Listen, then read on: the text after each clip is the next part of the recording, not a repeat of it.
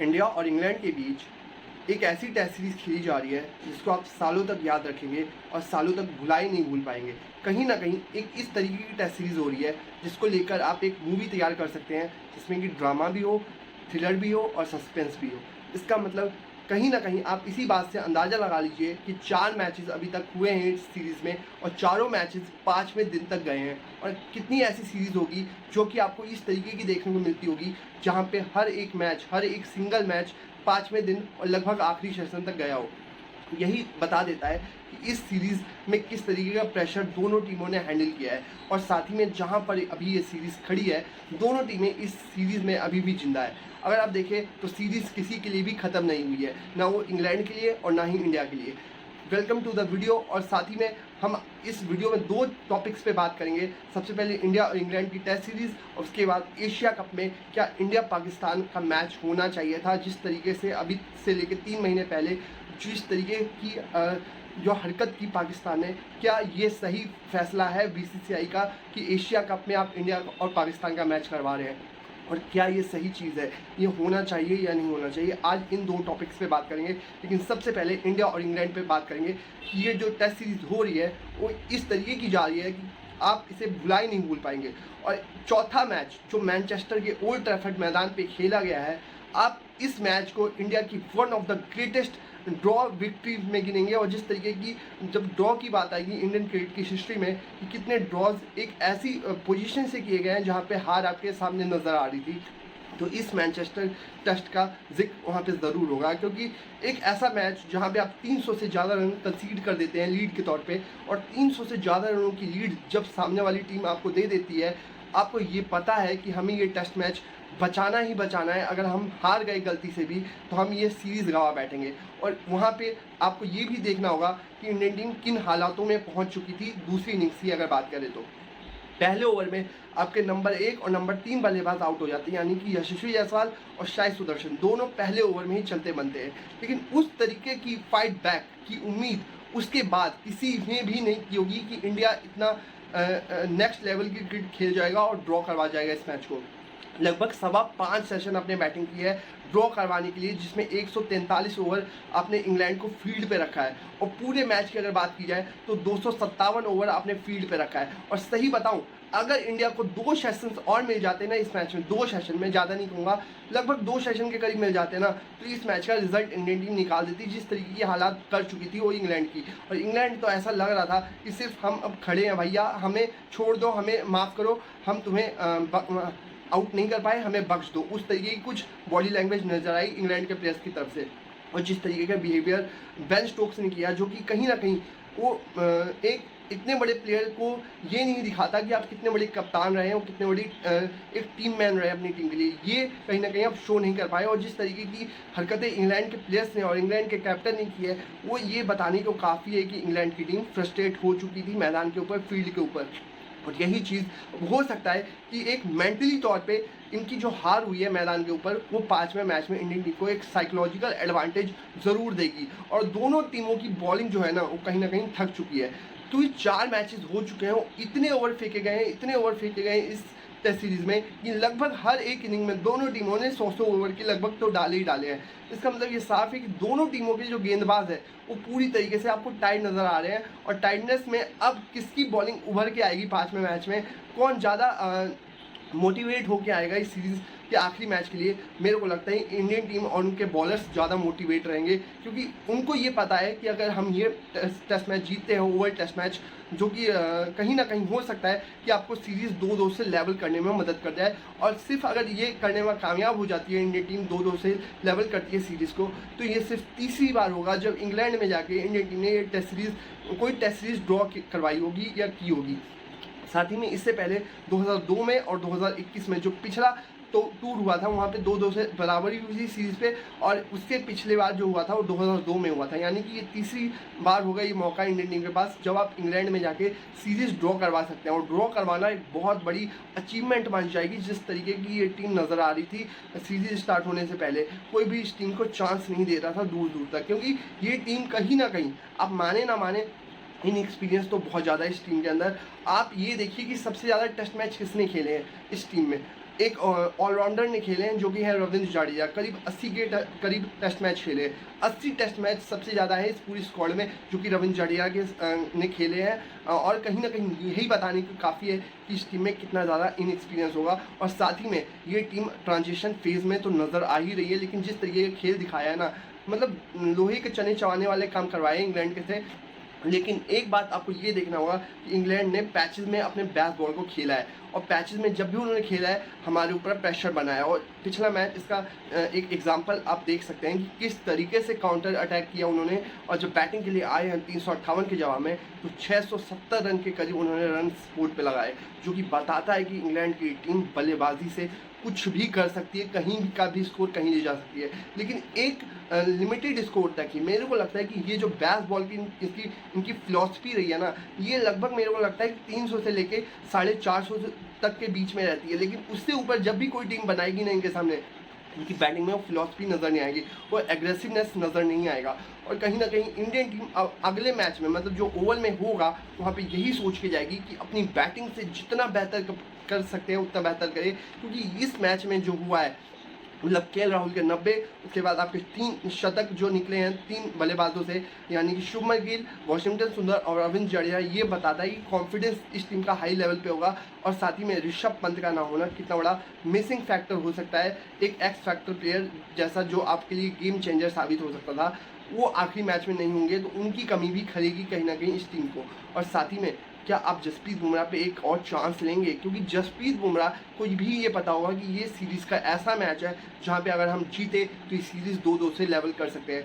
तो इसका मतलब हो सकता है कि इंडियन टीम एक रिस्क भी ले सकती है कि हम बुमराह को भी खिलाते हैं। और इंग्लैंड के ऊपर इस बात का प्रेशर तो रहेगा, क्योंकि अगर आप देखें तो इंग्लैंड के भी कुछ बॉलर्स मिसिंग आपको दिख सकते हैं, जिसमें क्रिस वोक्स हो सकता है कि चारों मैचेस उन्होंने खेले वो 5वां ना खेलें, जहाँ पे आपको हो सकता है कि बेन स्टोक्स खेलते हुए नजर ना आए। और बेन स्टोक्स अगर नहीं खेलते हैं 5वां टेस्ट मैच, तो ये बहुत बड़ा एक कहते हैं ना कि पूरी इंग्लैंड की टीम का मोराल डाउन कर सकता है। ऑलरेडी जिस तरीके की उनको क्रैम्प्स आए थे इस टेस्ट मैच के अंदर चौथे में, उसमें हो सकता है कि देख के तो यही लगा कि बॉलिंग तो नहीं करवा रहे थे, उस 100% एफर्ट के साथ तो नहीं करवाया उन्होंने जितनी बॉलिंग करवाई। तो इसका मतलब हो सकता है कि वो किसी तरीके से ये सोचे होंगे कि अपनी टीम के लिए, अपनी टीम की मोराल को अप रखने के लिए हो सकता है कि फील्ड पर उतरे और प्लेइंग 11 का हिस्सा भी हो। लेकिन सबसे बड़ी बात, क्या इंग्लैंड की टीम वो जो मेंटली तौर पे जो लड़ाई हारी है चौथे मैच में, क्या उससे उभरेगी? और इंडियन टीम क्या उन्हें उभरने का मौका देगी? मेरे को नहीं लगता कि उभरने का मौका देना चाहिए। और क्योंकि आपको ये देखना होगा कि आपके विकेट टेकिंग ऑप्शंस क्या हैं, क्योंकि अब सभी बॉलर्स काफ़ी ज़्यादा टाइट नज़र आ रहे हैं, काफ़ी ज़्यादा थके हुए नज़र आ रहे हैं। तो विकेट टेकिंग ऑप्शंस अगर आपको चाहिए 20 विकेटें लेने के लिए, तो आपको कुलदीप को अंदर लाना होगा। कुलदीप एक फ्रेश लेग्स के साथ आएंगे, एक फ्रेश गेंदबाज के तौर पे आएंगे, तो हो सकता है उसका फ़ायदा आपको इसमें ओवल टेस्ट मैच में देखने को मिले। ओवल में हो सकता है क्या इंडियन टीम 3 स्पिनर्स के साथ जा सकती है, क्योंकि 3 स्पिनर्स आप बोल सकते हैं, लेकिन एक प्योर बैट्समैन की तरह ये दोनों बल्लेबाज खेले हैं, यानी कि रविंद्र जडेजा और वॉशिंगटन सुंदर। जिस तरीके से इन दोनों ने बैटिंग की है, आप एक प्योर बैट्समैन की तरह मान सकते हैं, एक प्रॉपर बैट्समैन की तरह इनको खिला सकते हैं ऋषभ पंत के एब्सेंस में। और सबसे बड़ी बात कि आप इन्हें पार्ट टाइम स्पिनर ही मान सकते हैं, क्योंकि जिस तरीके की बॉलिंग की रही अभी तक बॉलिंग, आप वॉशिंगटन से उम्मीद ला सकते हैं, लेकिन रविंद्र जडेजा उतने इफेक्टिव साबित नहीं हुए। तो आप एक तरीके से 2 ही स्पिनर्स के साथ जाएंगे, कहने के लिए 3 होंगे, लेकिन 2 ही मैं मान के चलूँगा। और हो सकता है कि शार्दुल की जगह आप कुलदीप को देख लें 5वें टेस्ट मैच में, क्योंकि कुलदीप को अभी तक मौका नहीं मिला है। और जब उनका मौका मिलता है तब हम देख चुके हैं कि किस तरीके का इफेक्टिवनेस साबित करते हैं और किस तरीके का इम्पैक्ट डालते हैं मैच के ऊपर। तो कुल मिला के चीज़ें अब जो पहुंच चुकी हैं वो 5वें मैच में। और फिलहाल जो मैनचेस्टर की हिस्ट्री थी, जो हम चौथा मैच में सोच रहे थे कि यहाँ पे जीत हासिल करेंगे, वो जीत नहीं मिली है। जैसे कि हमने जो हेडिंग्ले में किया था वो हम मैनचेस्टर में नहीं कर पाए। और पहली जीत का इंतज़ार अभी भी रहेगा इंडियन टीम को मैनचेस्टर के इस मैदान पे टेस्ट क्रिकेट की अगर बात की जाए। लेकिन जिस तरीके की विक्ट्री रही है ना, यह ड्रॉ किसी विन से कम नहीं माना जाएगा। और ये ड्रॉ कहीं ना कहीं इंडियन क्रिकेट को ऊपर उठाने के लिए काफ़ी ज़्यादा मददगार साबित हो सकता है, जिस तरीके के हालात में ये मैच था। और यहाँ से अब आपके पास खोने के लिए कुछ नहीं है तो सिर्फ पाने के लिए। अब देखना होगा कि इंडियन टीम ये सीरीज़ ड्रॉ करवा पाती है या नहीं करवा पाती, लेवल करती है या नहीं करती है। क्योंकि अगर यहाँ पे सीरीज़ लेवल पे ख़त्म होती है, उसके बाद सबसे बड़ी बात ये देखनी होगी कि आपका जो मैनेजमेंट होगा वो आप पे जो इंडिया में टेस्ट सीरीज़ होगी वहाँ पे क्या जो विजिटिंग टीमें आएंगी उनके सामने किस तरीके का आप स्क्वाड खड़ा करेंगे और किस तरीके के प्लेयर्स को आप मौका देंगे, क्योंकि उसमें भी आप कुलदीप को तो आपको इंडिया में खिलाना ही पड़ेगा। कुलदीप को आप कितना भी इग्नोर कर ले, लेकिन इंडियन पिचेस पे उनको खिलाना पड़ेगा। और मेरे को लगता है कि गौतम गंभीर और शुभमन गिल एक पेज पे नहीं है, क्योंकि एक राय नहीं है दोनों की। अगर एक राय होती तो मेरे को लगता है कुलदीप अभी तक इस सीरीज़ में खेल चुके होते, एक ना एक टेस्ट मैच तो जरूर खेल चुके होते। लेकिन कहीं ना कहीं दोनों मतलब कप्तान और कोच एक पन्ने पे नहीं है, एक पटरी पे नहीं है साथ में कि हम कुलदीप के साथ जाएं या वॉशिंगटन के साथ। लेकिन वॉशिंगटन सुंदर ने अपने बैट से तो दिखाया है, लेकिन अपने बॉल से भी दिखाया है कि कितने इफेक्टिव साबित हो सकते हैं। और ये तो हो गई अब इंडिया इंग्लैंड सीरीज़ की बात। 5वें मैच में देखते हैं कि क्या होता है, क्योंकि 5वें मैच में हो सकता है कि आपको अपने बॉलिंग लाइनअप में इतने चेंजेस करने पड़ जाए जो कि आप चाह के भी नहीं करना चाहेंगे। और कुछ सालों पहले एक ऐसी टेस्ट सीरीज हुई थी इंडिया ऑस्ट्रेलिया के बीच में, जहाँ पे गैवा टेस्ट मैच, आपको याद होगा कि वहाँ पे भी इंडियन टीम के पास कुछ ज़्यादा ऑप्शंस नहीं थे, लेकिन इंडियन टीम फिर भी वो गैवा टेस्ट मैच जीती थी। और उससे जस्ट पहले आपको याद होगा कि कुछ इसी तरीके का, जिस तरीके का हालात यहाँ पे मैनचेस्टर में था, उसी तरीके का ड्रॉ जैसे मैनचेस्टर में अभी किया, उसी तरीके का एक ड्रॉ मैच सिडनी में हुआ था। सिडनी टेस्ट मैच ड्रॉ पे खत्म हुआ था, जो कि आर अश्विन और हनुमा बिहारी टिक गए थे क्रीज के ऊपर और आउट ही नहीं कर पाई थी ऑस्ट्रेलियन टीम उन दोनों को।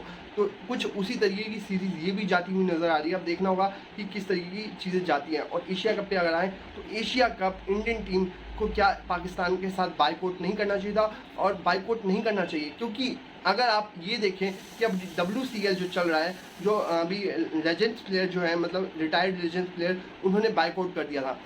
तो क्या ये BCCI को ज़रूरी था कि जिस तरीके का इन्होंने अभी कुछ महीने पहले जो हमने जवाब दिया ऑपरेशन सिंदूर के ज़रिए, उसके बावजूद आप कुछ उस तरीके के क्रिएट कर रहे हैं सिचुएशन जहाँ पे कोई भी नहीं चाहता होगा कि इंडिया पाकिस्तान का मैच हो, और इंडिया पाकिस्तान का मैच नहीं होना चाहिए था। मैं भी कहीं ना कहीं ये नहीं चाह रहा था कि इंडिया पाकिस्तान का ये मैच हो। अगर ऐसा होता है और ये मैच अगर खेला जाता है, जो कि लग रहा है कि होगा, और 14 सितंबर को, जो कि शेड्यूल भी आ चुका है एशिया कप के हिसाब से, 14 सितंबर को ये मैच खेला जाएगा इंडिया पाकिस्तान के बीच में, और दुबई में मैच होने वाला है।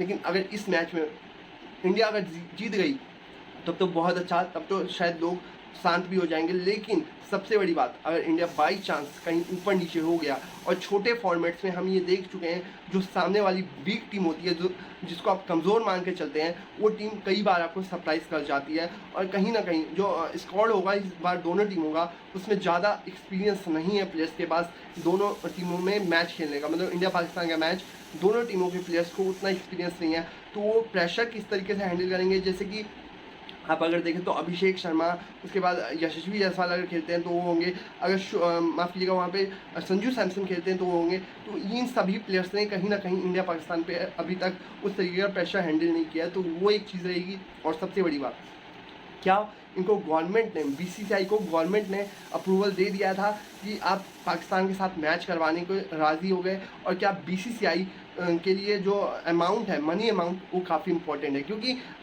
इतना बड़ा अमाउंट तो नहीं होगा BCCI के लिए। और कहीं ना कहीं जो जेब में जाता है ना, BCCI की जेब में नहीं जाएगा ये पैसा। जो भी कमाई होगी एशिया कप के अंदर, जो भी आपके जितनी भी कमाई होगी वो सारे बोर्ड्स को जाएगी, जैसे कि श्रीलंकन बोर्ड, पाकिस्तान बोर्ड, अफगानिस्तान की जो क्रिकेट बोर्ड हो गई, या फिर नेपाल, ओमान, ये इन सभी को जाएगी, क्योंकि उससे BCCI की कमाई नहीं होती है। BCCI को सारा पैसा दूसरे बोर्ड्स को दे देता है। तो मेरे को नहीं लगता ये रीज़न रहा होगा कि पैसे को लेके, पैसे का रीज़न नहीं रहा है, ये कुछ और ही चक्कर है। मेरे को लगता है दूसरी जो क्रिकेट बोर्ड्स हैं, जैसे कि श्रीलंका, पाकिस्तान, ओमान, नेपाल, इन सभी ने ये शायद प्रेशर बनाया हो कि आप ये टूर्नामेंट करवाइए, क्योंकि हमें उससे नुकसान होगा अगर हम ये टूर्नामेंट नहीं खेलते हैं। तो शायद इस बात को लेकर, लेकिन फिर भी अगर आपको करवाना ही था तो आप इंडिया पाकिस्तान को एक ग्रुप में ना रखते, लेकिन इंडिया पाकिस्तान को एक ग्रुप में रखा गया है। और क्यों रखा गया है? ऐसा लग रहा है कि इंडिया पाकिस्तान मल्टीपल बार हो सकता है, मतलब एक से ज़्यादा बार हो सकता है, शायद 2 से 3 बार, और हो सकता है कि इंडिया पाकिस्तान को फाइनल में भी एशिया कप के देखने को मिल जाए। और ये टूर्नामेंट 9 सितंबर से लेके 28 सितंबर के बीच में खेला जाएगा, जहाँ पे 28 सितंबर को हो सकता है कि फाइनल देखने को मिले आपको एशिया कप का। और इंडियन टीम क्या तैयार होगी? सूर्य कुमार यादव जो कि कप्तान के तौर पे उतरेंगे पहली बार, क्या बायकॉट करने का दम रखते हैं? क्या इस मैच को छोड़ने का दम रखते हैं? क्योंकि आप ये देखिए कि हमें किसी भी तरीके का रिलेशनशिप रखना ही नहीं चाहिए। जब आपने ये मना कर दिया कि हम एक दूसरे के घर में नहीं खेलेंगे, आपने ये तक मना कर दिया कि हम एक दूसरे के बीच में टेस्ट मैचेस नहीं खेलेंगे, एक दूसरे के बीच में वनडे सीरीज़ नहीं खेलेंगे, तो आप ये भी मना कर दिया ना कि एशिया कप जो कि एसीसी का टूर्नामेंट है ना कि आईसीसी का टूर्नामेंट है, मतलब एशियन क्रिकेट काउंसिल का टूर्नामेंट है, तो उस टूर्नामेंट में कम से कम आप बायकॉट तो कर ही सकते हैं। हाँ, आईसीसी टूर्नामेंट्स में वर्ल्ड कप मैचेस में चाहे T20 वर्ल्ड कप रहा हो, चाहे 50 ओवर वर्ल्ड कप रहा हो, उसमें चीज़ें बातें समझ में आती है, चैंपियंस ट्रॉफी रहा हो चाहे, तो उसमें चीज़ें समझ में आती है कि उसमें आपको खेलना ही पड़ेगा, वो आपकी मजबूरी हो जाता है। लेकिन जहाँ पे आप इनको छोड़ सकते हैं, इन मैचेस को, वहाँ पे आपको छोड़ देना चाहिए। और कहीं ना कहीं अगर अप डाउन होता है तो अभी जितना बवाल मचा हुआ है ना, वो बहुत गर्मा गर्मी हो जाएगी और बहुत ज़्यादा गर्माया जाएगा मामला, माहौल में बहुत ज़्यादा गर्माहट आ जाएगी अगर इस मैच में गलती से भी इंडियन टीम कुछ लैप्स कर जाती है तो कुल मिला के चीज़ें होने वाली है बहुत ज़्यादा इंटरेस्टिंग। और फिलहाल ये वीडियो हो चुकी है बहुत ज़्यादा लंबी। आपको ये वीडियो कैसी लगी? अगर वीडियो अच्छी लगी हो तो प्लीज़ इसे दोस्तों में ज़्यादा से ज़्यादा शेयर कीजिए। साथ ही में अगर आप यूट्यूब चैनल पर देख रहे हैं तो वहाँ सब्सक्राइब और लाइक का बटन जरूर प्रेस कीजिए। इंस्टाग्राम पेज और फेसबुक पेज पे अगर देख रहे हैं तो अभी लाइक और फॉलो ज़रूर कीजिए। फिलहाल अभी के लिए इतना ही। Thank you very much.